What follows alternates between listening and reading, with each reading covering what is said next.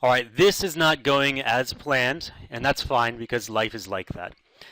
First of all, let me say that during the last video, when I was playing the video I wanted to upload, it was very loud, so you probably couldn't hear what I was saying. That's fine. All I was saying was it's okay to let the video loop. It doesn't matter how long the video plays. The shorter the better, of course, because you could cut out less, but the idea is you can let the video loop, just stop the streaming after it's played through one full time, okay? That's all I was saying. The second thing that did not go as planned is kind of circumstantial, because now I'm visiting my brother in Bangkok. I have a really bad internet connection, so when I was trying to upload that video, and actually I recorded that last lecture twice, I was trying to upload that video, but it didn't work. It didn't take. You can see it's still processing. And it's been almost, I think it's been a week since I tried that. It's still processing. So my only explanation after doing a lot of research, because I've done this twice already, is that my internet connection was too slow and it just didn't take. YouTube couldn't grab it. I've never had this problem when I was living in Japan. So if you have a fast internet connection, you're not going to have the problem I'm having right now. If you have a slow internet connection, you've got two choices. Either hire someone to do that for you. It shouldn't cost more than 10 bucks. It's an easy process, as I showed you in the last video. Or skip this secret sauce step. It's quite a shame to skip it, but actually it's not a huge issue. It's 1/3 of the entire ranking process. And I'm going to show you down here, I have a few videos that have thousands of views that I didn't use that process for. Basically, I used the description process, and I used the most, the process I'm going to tell you later in the next video to get these up there. So here's one with 5,000 something views. Then I got a couple more with 3,000 views, 5,000 views.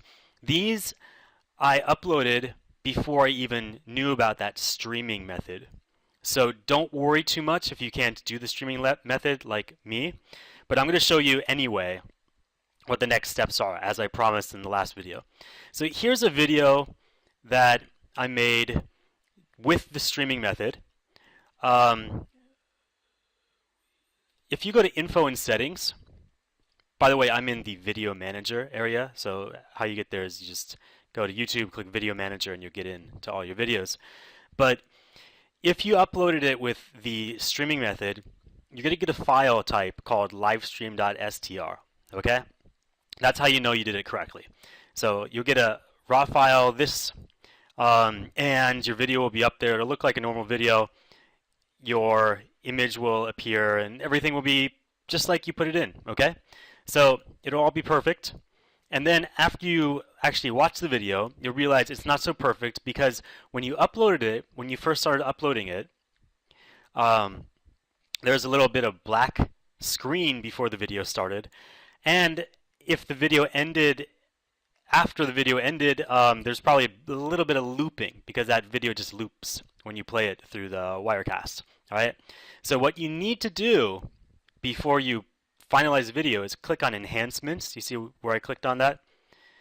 You can just go into the video and click on Enhancements too. It's over here. What's up? These are the so five. Go into Enhancements, and you're going to want to click on this Trim button so you can trim off the black beginning and the loop at the end. And is my internet cutting out again? No, okay. All right, so you're going to want to just cut out the blackness and cut out the looping, then click Done, and you have a perfect size video. So that's exactly what I did for this. There's some black at the beginning and there's some looping at the end, and I cut it to make it look like it starts just like a normal video. If you want to see, there's a little fade in, I believe, because there was a little bit of black I left. I couldn't get it perfect, but that's how you do it. You just cut the front and the back, and then your video is up on YouTube. YouTube sees it as that live stream. So YouTube thinks it was a live event, but the people who watch it won't even suspect it's a live event. They just see it as a video. Now, once you got that video up there, you can add annotations, you can monetize it, whatever. The point is to get the video up with this streaming method. Once you got it up, now you have a URL. You got the video up there, you can move on to the next step, which is, in my opinion, probably the most important step, and it's mainly that step plus the description that enabled me to rank those few videos you saw with the thousands of hits for those keywords. As you probably could tell from my YouTube channel, I don't really care about views for a lot of my videos, but some videos I really want views for, and that's when I use this three-step method.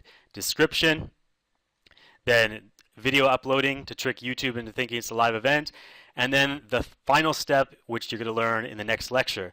But for now, just because I didn't really get to show you that live uploading portion of it, let me just give you a quick recap. Once you get it up there, once it's done processing, we saw that the other video is just processing forever. After it's done processing, it'll show up as a normal video. Internet's cutting out again. Well, anyway, you're going to want to click on this enhancements and then make that cut. So go to enhancements, cut out the black part at the beginning, cut out the looping parts at the end, and then if you have a monetization method such as adding ads to your video or annotations to your video, do that at this point. After that, you're ready to move on to the next step where we get some offline juice for really cheap and are able to rank your video for pretty much any keyword within a week on the first page of Google.